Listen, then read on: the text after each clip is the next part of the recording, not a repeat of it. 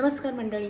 लग्न करायचे चांगल्या जोडीदाराच्या शोधात आहात तर मला असं वाटतं ना की प्रत्येक मुलीने हा विचार करायला पाहिजे.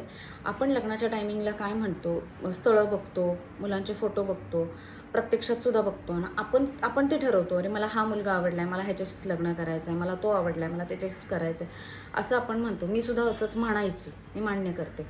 पण मला असं वाटतं ना, मुलींनी असा विचार करावा की आपण कोणाला किती जास्त आवडतो ना, आपल्याला कोण जास्त आवडतं याच्यापेक्षा ना, आपण कोणाला किती जास्त आवडतो तो विचार करा आणि असंच जोडीदार शोधा. आपले आई-वडील असतात ना, त्यांनी आपल्यापेक्षा जास्त पावसाळे जास्त बघितलेले असतात. त्यांना या सर्व गोष्टींचं ज्ञान असतंच हां. आणि दुसरी गोष्ट अशी सांगेन मी की प्रत्येक चांगली दिसणारी जी वस्तू असो, गोष्ट असो, काहीही असो, ते आपल्यासाठी चांगलं असेल असं नाहीच आहे. आपण रामायण बघितलंय बरोबर.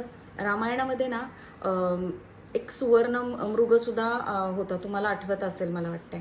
आणि स्वतः सीता देवीसुद्धा त्या मृगाला बघून मोहित झाल्या होत्या. म्हणजे ते एवढं ते सुवर्ण मृग एवढं सोन्यासारखं एवढं सुंदर होतं.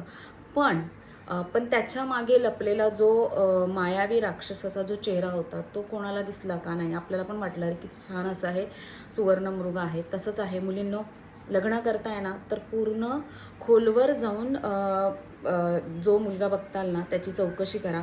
शिकलेल्या मुलांना प्राधान्य द्या, कारण शिकलेली मुलं आणि शक्यतो प्रॉपर्टी बघून अजिबातच लग्न करू नका.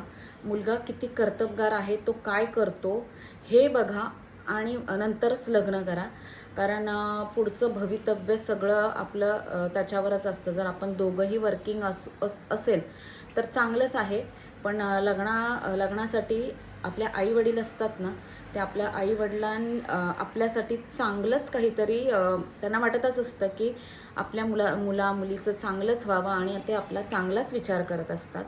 आजच्या व्हिडिओमधली माहिती जर इन्फॉर्मेटिव्ह असेल तर व्हिडिओला लाईक करा, शेअर करा आणि चॅनलला सबस्क्राईब करा.